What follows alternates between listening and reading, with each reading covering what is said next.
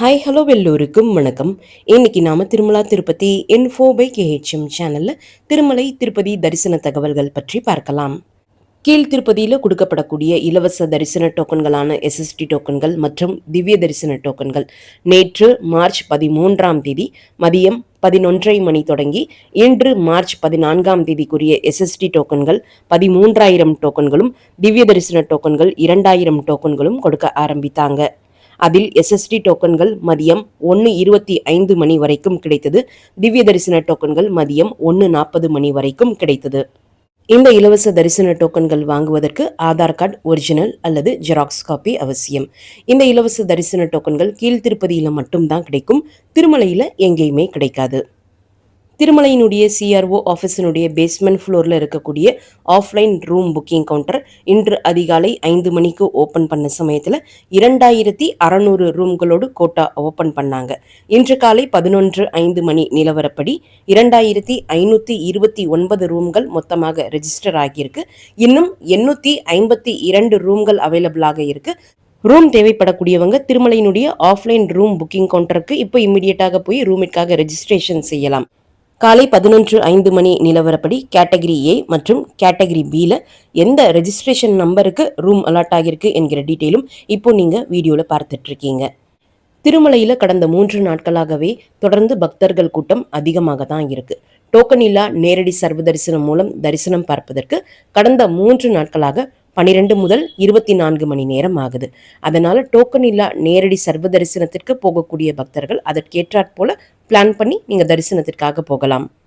கீழ் திருப்பதியில கொடுக்கப்படக்கூடிய இலவச தரிசன டோக்கன்கள் வாங்குவதற்கு பக்தர்கள் கூட்டம் அதிகமாக இருக்கக்கூடிய காரணத்தினால டோக்கனும் சீக்கிரமாக கொடுக்க ஆரம்பிச்சிடுறாங்க. டோக்கனும் வேகமா காலியாகிடக்கூடிய காரணத்தினால டோக்கன் வாங்கி தரிசனம் பார்க்கக்கூடிய பிளானோடு திருப்பதிக்கு வரக்கூடியவங்க காலையில மேக்சிமம் 8:30-9 மணிக்குள்ள டோக்கன் கொடுக்கப்படக்கூடிய இடங்கள்ல நீங்க வெயிட் பண்ணால் நிச்சயமாக உங்களுக்கு தரிசன டோக்கன்கள் கிடைக்கும். இலவச தரிசன டோக்கன்கள் கொடுக்கக்கூடிய நேரத்துல மறுநாளுக்குரிய தரிசன டோக்கன்கள் தான் கொடுப்பாங்க. அதே நாளுக்குரிய தரிசன டோக்கன்கள் கொடுக்க மாட்டாங்க. ஸோ நீங்க தரிசன டோக்கன் வச்சுட்டு பிளான் பண்ணிட்டு வர்றீங்கன்னா இதற்கேற்றாற்போல் நீங்க பிளான் பண்ணி தரிசனத்திற்காக திருமலைக்கு வரலாம்.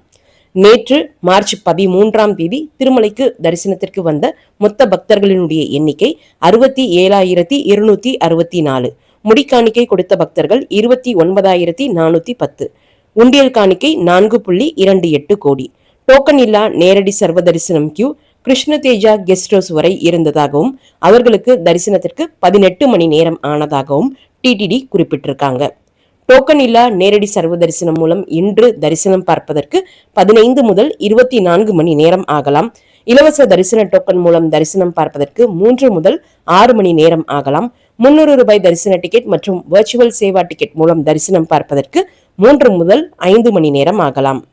இந்த தரிசன நேரமானது திருமலைக்கு அன்றைய நாள் வரக்கூடிய பக்தர்களினுடைய கூட்டத்தை பொறுத்து கூடுதலாகவோ குறைவாகவோ கூட ஆகலாம்.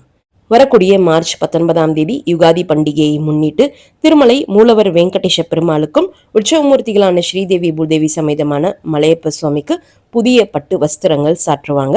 அதற்கடுத்து புதிய வருடத்தினுடைய பஞ்சாங்கம் படைத்து முடித்த பிறகு காலை 7 மணி தொடங்கி 9 மணி சமயத்துல யுகாதி ஆஸ்தானம் நடைபெறும்.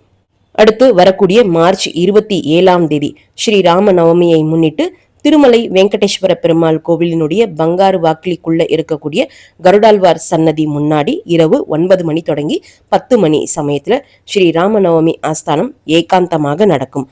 ஆஸ்தானத்தினுடைய ஒரு பகுதியாக ஸ்ரீமத் ராமாயணத்துல இருந்து வேத பண்டிதர்கள் ராமர் ஜனனம் பகுதியை பாராயணம் செய்வாங்க. ஸ்ரீ ராமநவமியினுடைய மறுநாள் மார்ச் 28ஆம் தேதி திருமலை கோவில்ல இரவு 8 மணி தொடங்கி 9 மணி சமயத்துல ஸ்ரீராமர் பட்டாபிஷேக ஆஸ்தானம் நடக்கும். இந்த பட்டாபிஷேக ஆஸ்தானம் நடக்கக்கூடிய சமயத்துல ஸ்ரீமத் ராமாயணத்துல இருந்து வேத பண்டிதர்கள் ஸ்ரீ ராமச்சந்திரமூர்த்தியினுடைய பட்டாபிஷேக பகுதியை பாராயணம் செய்வாங்க. குறிப்பிடப்பட்டிருக்கக்கூடிய இந்த 3 ஆஸ்தானங்களும் திருமலை கோவிலுக்குள்ள ஏகாந்தமாக தான் நடக்கும். பக்தர்கள் நம்ம பார்க்க முடியாது. இந்த ஏகாந்தமாக நடக்கக்கூடிய ஆஸ்தானம் சமயத்துல பக்தர்களை தரிசனத்திற்காக கோவிலுக்குள்ள அனுமதிக்க மாட்டாங்க. இந்த ஆஸ்தானம் எல்லாம் முடிந்த பிறகுதான் மறுபடியும் தரிசனம் ரெஸ்யூம் பண்ணுவாங்க. திருமலை மற்றும் திருப்பதி பற்றிய தகவல்கள் உடனுக்குடன் உங்களுடைய மொபைலில் கிடைப்பதற்கு எங்களுடைய சேனலினுடைய வாட்ஸ்அப் மற்றும் டெலகிராம் சேனல்ஸில் நீங்கள் ஜாயின் பண்ணிக்கலாம். வாட்ஸ்அப் மற்றும் டெலகிராம் சேனல்ஸினுடைய லிங்க் இந்த வீடியோனுடைய ஃபர்ஸ்ட் கமெண்ட்டில் நான் கொடுத்துருக்கேன். மீண்டும் ஒரு நல்ல தகவலுடன் உங்களை சந்திக்கும் வரை நன்றி, வணக்கம்.